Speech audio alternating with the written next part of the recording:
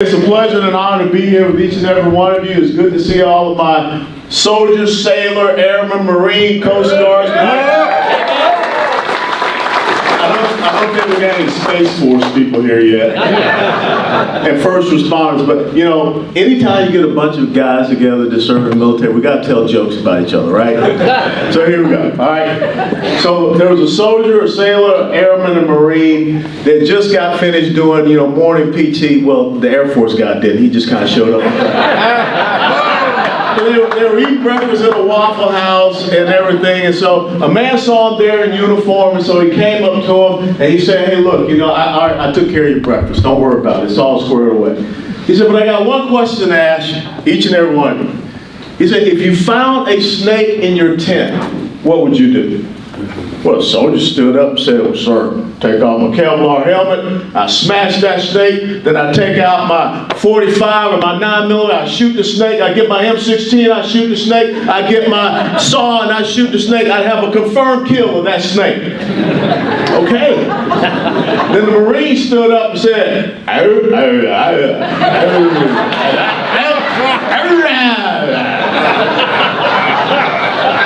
The guy looked kind of befuddled and said, "Okay."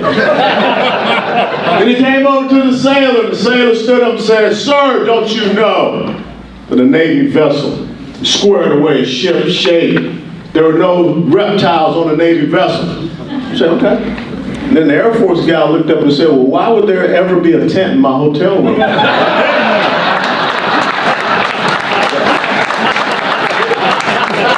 I love the fly boys, okay? When you're a paratrooper, you can't get to the battlefield without the fly boys, so God bless them all. But that's one of the things, we poke fun at each other, but when it's time for the fight, we come together. Because we all took an oath to one single thing. That's the Constitution of the United States of America. Amen. Amen. And those words that we never forget, that I, state your full name, Alan Bernard West, do solemnly swear to support and defend the Constitution of the United States of America against all enemies, foreign and domestic. To bear true faith and allegiance to the same. That I take this obligation freely without any purpose of evasion or mental reservation. So help me God. Amen. 31 July 1982 at the University of Tennessee, I took that oath. My dad took that oath. He served in World War II.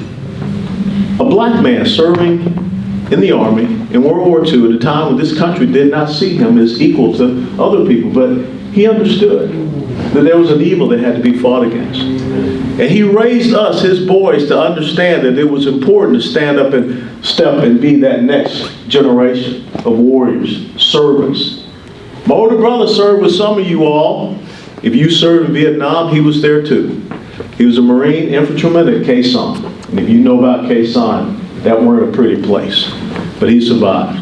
At the age of 15, my dad sat me down on the steps of his house, 651 Kennesaw Avenue, Atlanta, Georgia, and challenged me to be the first officer in the family. And so I started out in high school, junior ROTC, and continued on at the University of Tennessee.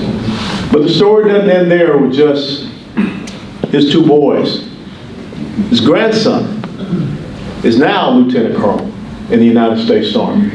3 combat tours of duty, continue to serve. See, that's the story of America. And I want you to think about that as we are in Black History Month. And I want to share these little tidbits because I would be wrong if I didn't. See, America is not about where you're born or where you come from or your skin color.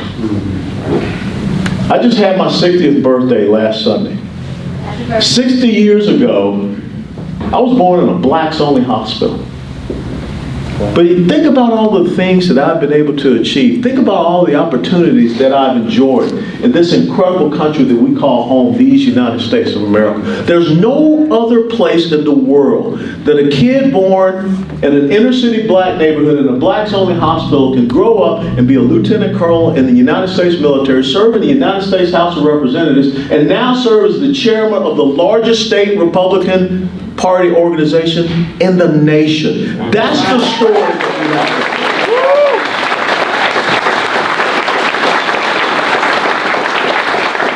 have. You all here should be proud. Because in this Black History Month and every month, you should go out and say, our Republican Party was founded by 150 black men in Houston, Texas on Independence Day of 1867. 150 black men who 2 years prior, they had just found out they were free. I'm not even the first black chairman of the Republican Party of Texas. The first black chairman of the Republican Party of Texas was a black businessman from Galveston named Norris Wright Cooney. From 1884 to 1898, he served as the chairman of your Republican Party of Texas, of our Republican Party of Texas. And if we were to put his wealth in terms of dollars today, he was a $4 million man. That's our party. You want to talk about Texas A&M? Yeah, I figured y'all would. Bob Hall is the state senator. State Senator Matthew Gaines was a black man, was a slave in Louisiana, tried to escape. They found him in Texas. Texas Rangers picked him up. But when he became free, he became a Texas state senator. Matthew Gaines' statue is at Texas A&M University because here's a black man that helped to found Texas A&M University, and Prairie View A&M University. See, that's our history. It's a history that we should be sharing. Instead of this history of the council culture, instead of this history that is trying to say that the United States of America was formed, was started, was established in 1619. What a bunch of crap. But yet that's what's being taught in our schools. Not that the United States of America was founded on July the 4th of 1776, or the fact that one of the people that was shot in the Boston Massacre was a free black man by the name of Crispus Attucks. See, if you say that America started in 1619, you discount his history.